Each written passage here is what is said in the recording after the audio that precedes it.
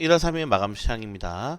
자, 오늘 국내 증시에 굉장히 높은 변동성을 보여줬습니다. 거의 1%에서 1.5%대 변동성을 보여줬는데 장 초반에 부진했던 흐름을 기획재정부의 반도체 세액 공제를 확대하겠다라는 발언으로 인해서 후반부에 좀 뒤집었던 시장이라고 보시면 될 것 같습니다. 그리고 지속적으로 말씀드렸던 기관과 금융투자의 매도 물량이 앞으로 5천억에서 7천억 정도 남았거든요.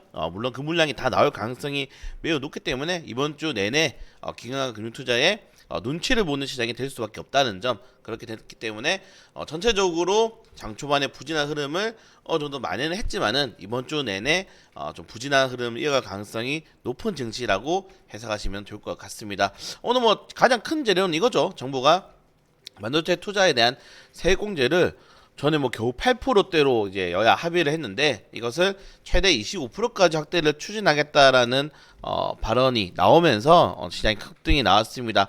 늘 말씀드립니다. 주요국 같은 경우에는 40%, 미국이 40%고요. 유럽연합 같은 경우에는 반도체 투자금을 40% 지원을 하고, 그리고 유럽연합에 들어오는 기업들에 대해서 법인세를 15% 정도로 낮춰주는 그런 혜택을 주고 있습니다. 그리고 중국 같은 경우에는 뭐 당연히 공산당이기 때문에 엄청난 투자가 가능하고, 대만 같은 경우도 마찬가지로 TSMC가 세금을 20%밖에 안 내고 있어요. 그렇기 때문에 굉장히 법인세라든가 아니면 이렇게 세액공제를 통해서 굉장히 많은 지원을 하고 있다는 점도 확인해 보시면 좋을 것 같습니다. 그래서 실질적으로 우리가 이러한 국가들과의 싸움에서 이기려면은 정부의 지원이 필수적인 게 아니고 선택적이다라고 말씀을 드리고 싶고, 현재 전 세계적인 이 100대 반도체 기업 중에 우리나라 3개밖에 없습니다.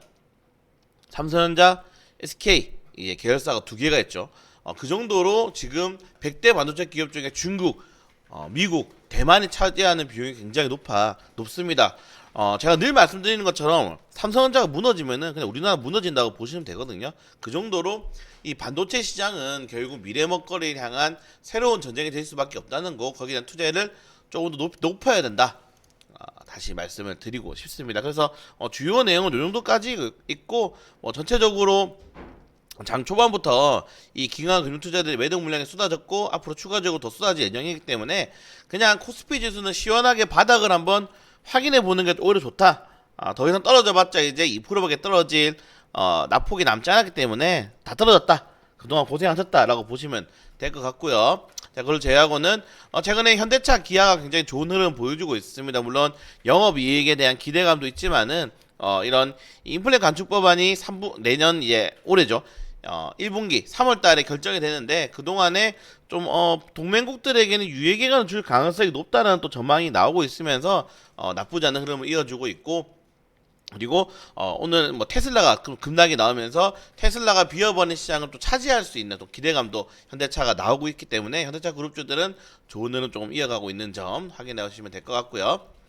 그리고 코스닥 같은 경우에는 뭐 거래대금이 5조 원은 넘지는 못하고 있지만은 그래도 오늘 상승 마감을 했고, 최근에 3거래일에 대한 반등이 나오는 굉장히 좀 의미 있는 시장이라고 보시면 될 것 같습니다. 그리고 한한령 해제에 대한 기대감이 굉장히 높은 것 같아요. 게임 테마주들, 엔터 테마주들의 강력한 상승이 나오고 있기 때문에 코스닥 같은 경우에는 시장이 부진할 때는 2차 전지업종들, 그리고 제약업종들도 한 번씩 번갈아 가지다가 뭐 엔터주들, 게임 테마주들까지 이렇게 대장 시장을 주도하는 종목들이 많죠. 코스피 같은 경우에는 좀 업종이 한정되어 있잖아요. 시가총액 종목들이 반도체, 뭐 2차 전지, 석유화학 이 정도가 이제, 그다음에 완성차 이 정도가 이제 테마인데, 코스닥 같은 경우에는 이 테마의 순환매를 돌릴 수도 있는 업종들이 다양하게 보호되어 있기 때문에 거기에 대한 기대감을 가져보시는 것도 나쁘지 않을 것 같고요. 오늘 뭐 반도체 세액공제 이슈 때문에 크게 나왔으니까 자세한 내용들 한번 시간 남을 때 읽어보시면 좋을 것 같습니다.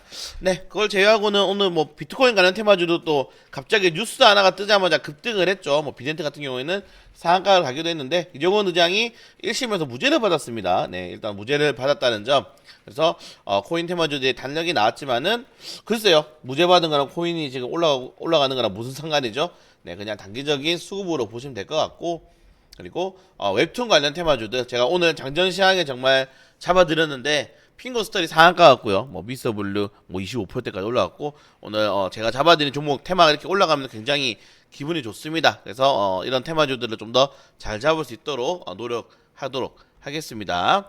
시간의 단위가에서는 이제 뭐 컬리에스에서 한국 데이터 시장이 좀 메리트가 있다라는 발언을 하면서 데이터 솔루션, 줌인터넷, 모아 데이터 이렇게 이 데이터 센터 관련 테마주들 좀 더 나아가서는 뭐 이제 정보 보안 관련 테마주도 같이 움직일 수가 있겠죠. 그런 테마주들이 탄력이 나왔다는 점도 확인하시면 좋을 것 같습니다. 그래서 뭐 전체적으로 시장 자체가 재료 하나에 크게 움직여버린 시장이었기 때문에 우리는 그런 점들만 좀 인정을 하면 될 것 같고, 계속 말씀드립니다.